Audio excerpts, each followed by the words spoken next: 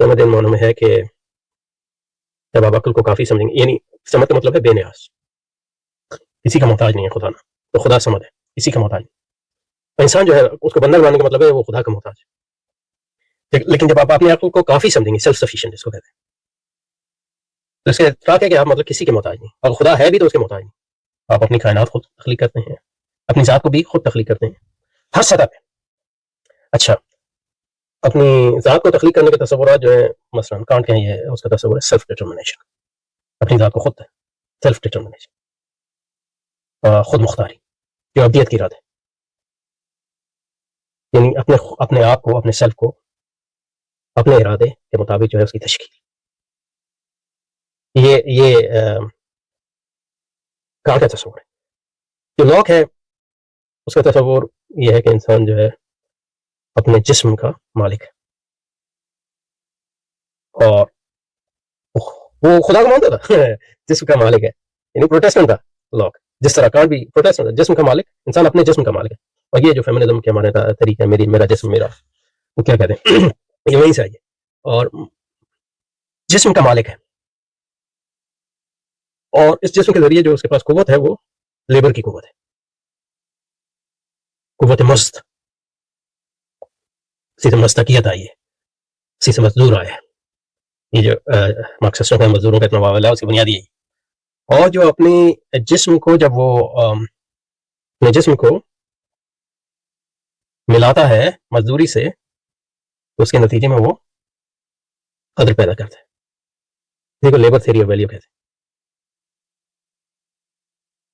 और यही सरमाया है।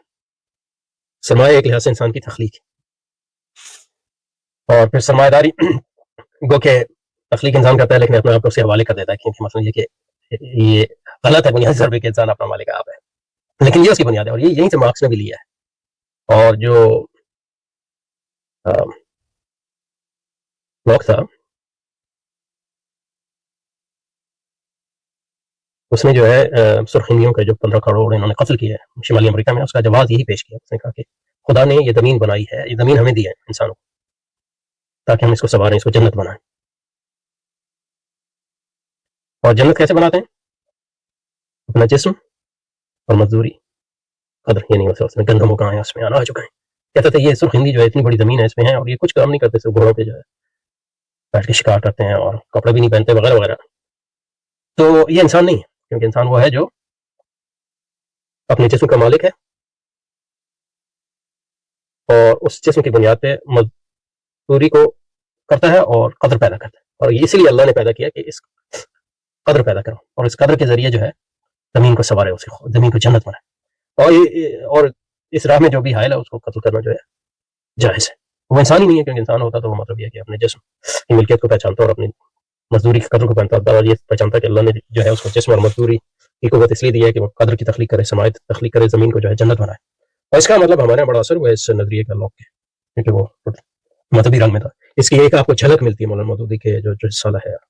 मौलाना मौदूदी जो है बदकिस्मती से लॉक से बड़े मुतासिर थे। अब उसको पढ़ा, ये नहीं पता कि उसको कैसे पढ़ा उन्होंने, लेकिन ये कि उसका तासुर जो है मौलाना मौदूदी के इस्लामी जमहूरियत में भी है, और मौलाना मौदूदी के इस तसव्वुर में भी है। जो वो छोटा सा उनका रिसाला है अखलाकी तसव्वुर, इस्लाम का अखलाकी तसव्वुर, उसमें ये बात करते हैं कि अल्लाह ने जो है, और ज़ाहिर है कि वो इस हद तक तो नहीं जाते कि उसके लिए तो वो कत्लेआम जायज़ है, लेकिन ये कि वो कहते हैं कि अल्लाह ने इंसान को इसलिए पैदा किया ज़मीन में कि इसकी ज़मीन को हम संवारें। तो अगर मुसलमान नहीं संवारेंगे तो वो खिलाफत जो है काफिरों को चली जाएगी, इसलिए काफिर आजकल सवार है तो इसी को वो खिलाफत भी कहते हैं वगैरह वगैरह। सुभान। तो ये एक बहुत अहम बात है।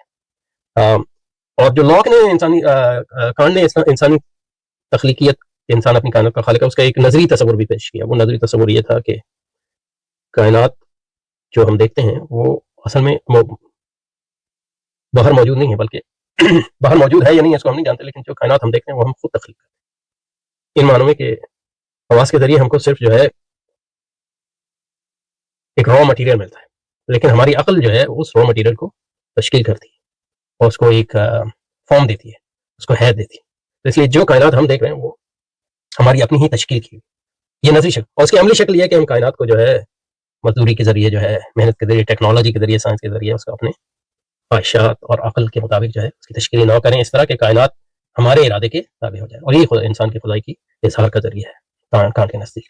تو یہ بہت اہم بات ہے. اب یہاں اس پہ جو ہے انسان پرستی کو کیا عقل کے ذریعے ثابت کیا جا سکتا ہے، یا تحریک تنویر کو کیا عقل کے ذریعے ثابت کیا جاتا ہے، اس پہ پھر یہاں بات شروع ہو گئی. تو اس کو جو ہے کیونکہ ایک اہم بحث الگ بحث ہے، تو اس کو انشاءاللہ اگلے اس میں کریں گے. سبحانک اللہم و بحمدک، نشہد ان لا الہ الا انت، نستغفرک و نتوب الیک. وصلی وسلم